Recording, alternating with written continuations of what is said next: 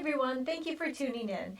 Today I'm doing a artificial hand-tied arrangement, but I'm going to be catering towards the darker colors. So if you have bridesmaids dresses that are like the chocolate brown or a deep tan, or even a golden color, this would be a beautiful bouquet for it.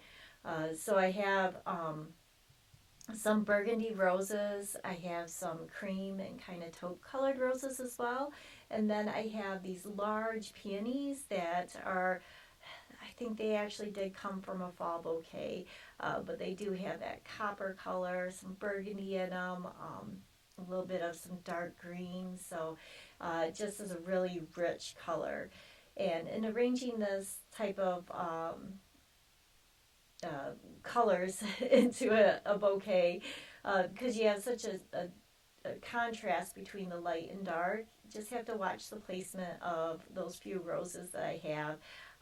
They're really going to give it some life and kind of brighten up the bouquet, but if you have them all clustered in one spot, it's just going to pull the eye right to that one spot. So you really want to distribute the lighter colors throughout the bouquet. I'm also working in some spiral eucalyptus. I have a couple different colors of that. And I have some other greeneries. And then I don't know if you can see off to the side there is some of those lovely feather floofy things that I keep running into at Hobby Lobby.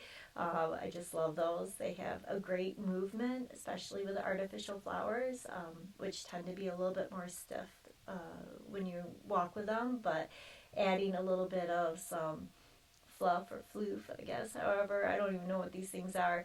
It gives it a little bit of movement when you're walking. It makes it look a little bit more realistic, and it's I guess a bigger show when you go down the aisle there. But this is a real easy bouquet because all the other colors are very similar. It's just making sure that those lighter tones get distributed evenly throughout. And then I just work in the greenery along the bottom. You want to cover up your mechanics.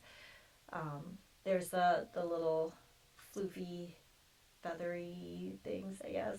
This would be really cool with some pheasant feathers too, having that dramatic spray out of a large pheasant feather. That'd be really beautiful. Um, this is perfect for just the new color trends that are coming up. For that chocolate brown that I see so often, or gold. I did gather some of the fall, artificial fall leaves. I was careful to trim off any berries or twigs that were on it because I really didn't want it to go fall. But I do love having them at the base, cover up my mechanics, give it a nice foundation at the bottom there. And once I've poked and fluffed it, I'm going to take a wire or a chenille stem or a pipe cleaner and just give it a nice tie off.